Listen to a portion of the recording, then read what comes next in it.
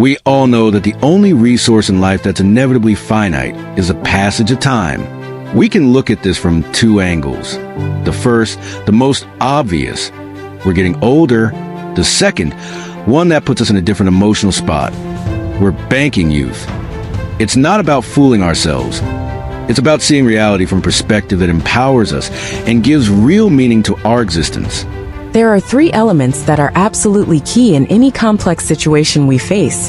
Elements that matter no matter your age, your circumstances, your gender, or your background. These are elements that, in one way or another, call out to all of us equally, to discover the greatness we hold and let our best selves shine through. What happens is our minds get totally out of whack. We need what's called a metanoia, a shift in perception.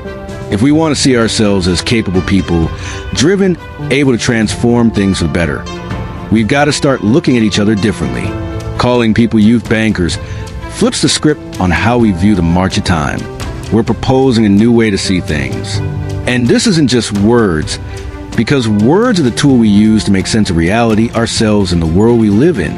Choose not to stay blind to the extraordinary talent each of us has. Yes, you have it, too. You really do? The first element is self-esteem. How we treat ourselves is absolutely essential. How do you expect others to see you as someone who radiates value, worth having around, whether with family, friends, or at work, if you don't believe in yourself? Some people practically crawl through life. Many of them are totally wiped out, running on empty, joyless, shoulders slumped tone flat, and they don't move an inch. They only broadcast despair.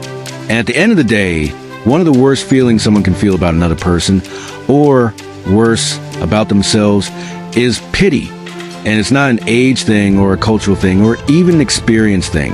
It's a mindset thing. What's striking is we think this isn't that important. We don't value how much our attitude defines who we are and who we can become. It's subtle, just a thought in motion, as some call it. So a lot of people dismiss it as irrelevant. But it affects not only how we feel, but what happens around us. Epictetus, the great Greek sage, said, "Nothing has changed, but since I have changed, everything has changed." When you start seeing yourself differently, everything around you shifts.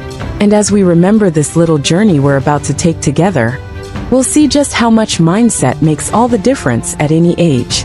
Practical takeaway: every morning in front of the mirror, pick a powerful affirmation, like "Today I bank youth and energy," or "I've got the power to own my day." Say it out loud 3 times, and notice how it rewires your attitude and kicks your day off on the right foot. The second pillar is imagination, passion, and enthusiasm. Our society can be really tough on imagination and enthusiasm. When you're standing in front of someone who's genuinely fired up and excited, you should ask yourself what's going on with them. What's happened to light them up like that? And maybe, if you ask them what's new in their life, they'll say nothing's changed.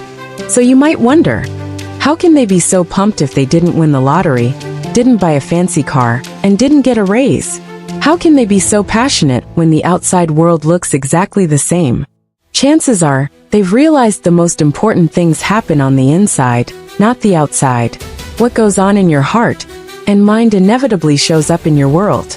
So it's not that something happened to spark their enthusiasm. It's that they generate that excitement first, and things follow. Think about that carefully. I'll say it again. Think about it closely. It'll be hugely useful to you. What we're talking about is a paradigm shift. Most reactive people believe their feelings depend entirely on external events. It's like saying, "I have nothing to do with my life. My life is 100% determined by what happens to me. Luck and chance run the show." If you stop to really think, before jumping to any conclusions, ask yourself, do I feel the way I do because of what's happening to me, or because of how I interpret what's happening? Let's look at 2 real-life examples that highlight those 2 mindsets. The 20-year employee. A man works for the same company for 20 years. One morning he swipes his badge and nothing happens. Security tells him there's no glitch. HR has decided he no longer works there, and he needs to call in to sort out his exit. Imagine finding out you're fired after 2 decades with 0 warning or respect. You'd feel crushed. Most companies treat people like numbers on a spreadsheet. That man had two choices: drown in despair and depression or react differently. The 4-year-old dancer. A little girl 4 years old lives and breathes dance. One day she wakes up with a lump near her belly. Doctors diagnose a nephroblastoma, a kidney cancer. They remove her kidney and start chemo. She loses her hair and turns ghost pale. Prognosis is grim. Yet in the hospital bed, she asks for her ballet shoes. When her dad tells her to rest, she says, "Daddy, I'm not gonna let a little needle stop me from dancing." Today she's 20 and just joined her country's official dance company. What's more dramatic? Losing a job after 20 years or a kid beating cancer? Both are gut-wrenching, but they're real. So why did that little girl say she wouldn't let the needle stop her? Because she ignored how terrible things looked and focused all her energy on what brought her joy, dancing. By the same logic, if that man fired after 20 years had the same resilient attitude, he might have said, "I won't let people who didn't value me as a professional or a person destroy my life." And maybe he'd have started his own business in something he's always loved but never dared to try. These two stories are food for thought. How much of our emotions do we actually create? This is a profound paradigm. We don't realize how much of our sadness, joy, despair, and passion we manufacture, and then blame outside forces. When we see someone thriving despite tough circumstances, it throws us off, but we rarely ask what sets them apart. That's why the second pillar is imagination and enthusiasm. Practical takeaway: whenever you catch yourself waiting for something external to light a fire under you, pause, take a deep breath, and jot down 3 small things you can do right now to spark energy. Maybe stretch, recall a personal win, or share a genuine smile. Do them immediately, and watch your mood drive your momentum. The third pillar is determination. We need to be crystal clear. Every single human being, without exception, is going to make mistakes and will have to learn new things. As Professor Alvin Toffler put it in Future Shock, the challenge is to learn, unlearn, and relearn. We live in a fully digital world of breakneck change. Some of us came up in a face-to-face era and had to go from experts to beginners, from teachers to students, and admit we didn't know everything. It was essential to learn. Many of us owe our training not only to those who taught us, but also to the fact that a lot of those teachers are from much younger generations. We should also give ourselves credit for this thirst to learn. Even when it's tough, that determination is vital. As William James, the father of Anglo-Saxon philosophy and a Harvard professor who died in 1910, said, "Each of us, upon falling, decides. If we decide it's a pothole, we get hurt and we get up. If we decide it's a grave, we stay down." Since I first read that, I've never forgotten it. It's me who decides when I fall, whether it was just a bump I can shake off or a grave I'll never rise from. The importance of determination is huge. We'll never face real defeat if our will to succeed is strong enough.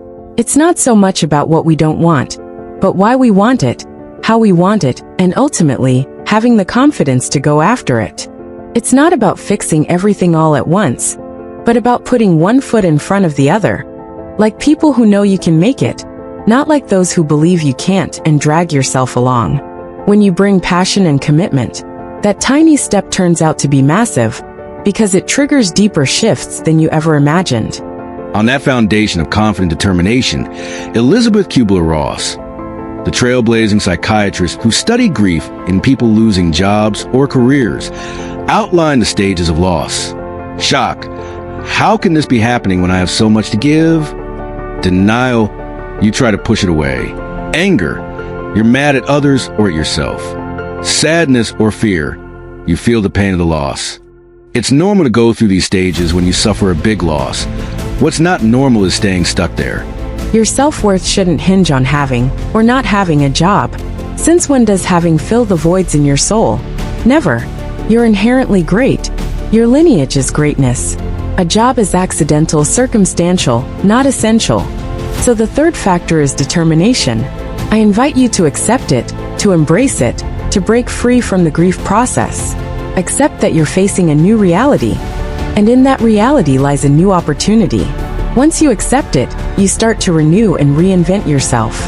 Practical takeaway: whenever you hit a roadblock, spot one small bump, in your path and consciously turn it into a stepping stone. Grab a piece of paper, write down the challenge, and next to it jot one concrete action you can take today to move forward.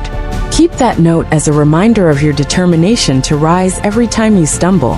Before we go on, if you found this helpful, do us a solid. Hit that like button and subscribe to unlock your potential. We really appreciate your support as it helps us keep creating content with all the professionalism and care we put in for you. Let me tell you a beautiful story. When Alexander the Great marched down from Macedonia and overran the warring Greek city-states, his army went on to conquer Asia Minor and Egypt, founding the famous city of Alexandria. He eventually reached the banks of the Tigris River, what they call Bumoros, and squared off against the most powerful army in the world, King Darius III's Persians, at the Battle of Gaugamela. Everyone thought Alexander would lose, but he won. How could nobody see that this man could pull it off? How did he beat such a powerhouse? The truth is, he just kept pushing through Asia Minor. After years of campaigning, they arrived at a place that today sits on the border between Afghanistan and Pakistan, where a massive mountain range rises, the Hindu Kush. When they got there, one of his generals said, "Alexander, we can't go any further." Alexander asked, "Why not?" The general replied, "Because this is where the map stopped." Back then, there were literally no maps beyond Asia Minor. Even Aristotle, Alexander's mentor when he was prince, believed the world ended at the Hindu Kush Mountains. So, what did Alexander the Great say to his general? Mediocre armies stay inside the map's borders. Great armies find out what lies beyond. That's exactly what happens when we step outside our own mental map and feel lost. Learning something new, picking up a hobby, exploring a new path, or mastering a new skill can feel so daunting that we freeze, just like that general did, despite his bravery and skills. See how the mind can play dirty tricks and hold someone back, no matter their talents? In Alexander's case, he didn't care about the unknown. His passion for discovery and adventure helped him conquer his fear. Many of us stand today at our own Hindu Kush. Will you stay inside your comfort zone, or will you find out what's on the other side? Uncertainty in the brain. When someone believes that stepping out of their comfort zone threatens their reputation, it triggers the amygdala, the brain's fear detector. Once that fires, your executive functions shut down. You lose adaptability, sound decision-making, clear analysis, creativity, and entrepreneurial drive. Everything grinds to a halt because your mind locks up your brain. But if you, regardless of age, because it's all about mindset, say, "I'm going to cross my Hindu Kush at 50, 60, or 70 years old. In my heart, I know there's an opportunity, and I deserve it. My family deserves it, society deserves it." Then your amygdala won't fire as intensely. You'll start spotting paths. Walls will turn into windows. Opportunity and uncertainty.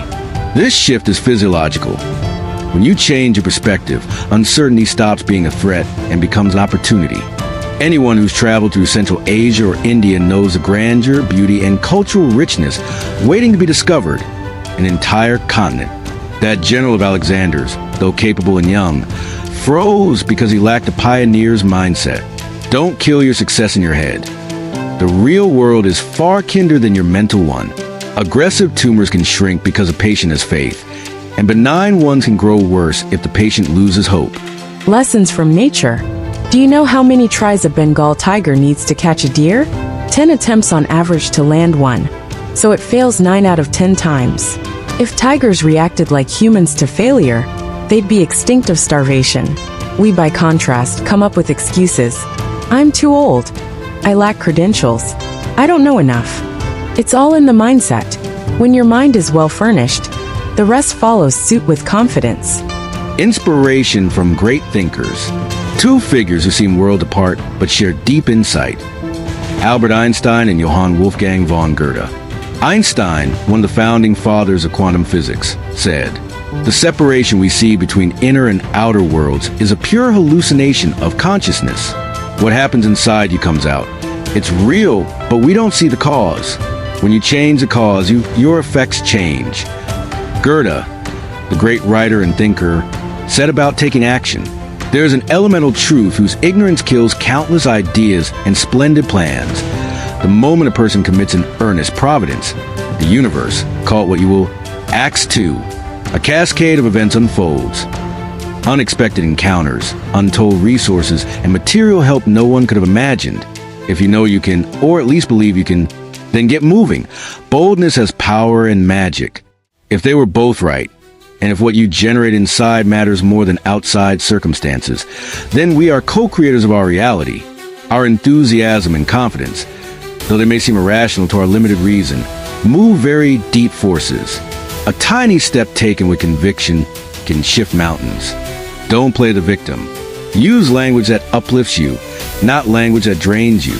Open yourself to the possibility that extraordinary things can show up in your life. Remember Nelson Mandela's words in 1994 as President of South Africa. Our deepest fear is not that we are inadequate. Our deepest fear is that we are powerful beyond measure. It is our light, not our darkness, that most frightens us.